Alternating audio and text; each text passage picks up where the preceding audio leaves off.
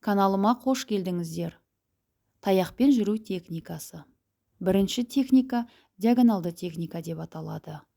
Бұл әдісті таныс маршруттармен жүру кезінде қолдану керек және үй ішінде жүру кезінде негіз болып табылады.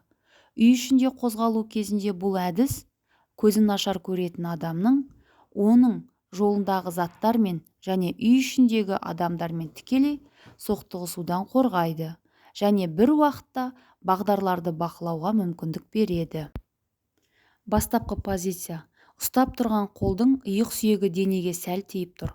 Белдік деңгейінде шынтаққа бүгілген. Қол жақын орналасқан. Дененің алдында 20 см. Таяқшаның білегі қаламның астында 3 саусақпен жазу кезінде қарандаш сияқты ұсталады. Ол бас бармақ пен сұқ саусақтың арасына қысылып, ортаңғы жағында жатады. Таяқтың ұшы бір жағынан сәл шығып тұрады, ал тұтқасы дененің екінші жағында диагонал бойынша орналасады.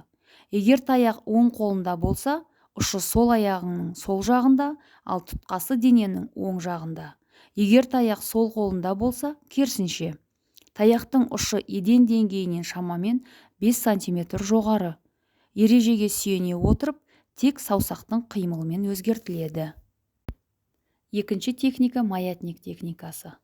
Кез келген жаңа маршруттарды зерттеу кезінде маятниктік техника қолданылады. Ол кез келген жағдайда көзі нашар көретін адам қозғалысының қауіпсіздігі мен тәуелсіздігін қамтамасыз етеді.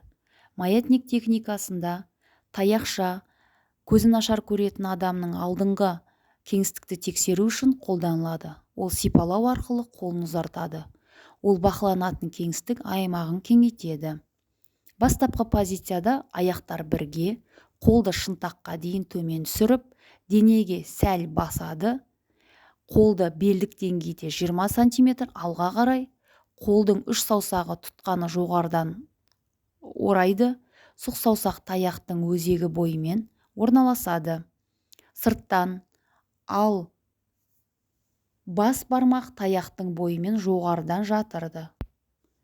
Бұл позициядан маятниктік қозғалыстары таяқпен ритмикалық жүрудің қозғалысын іске қайта қосуға әрекет жасайды.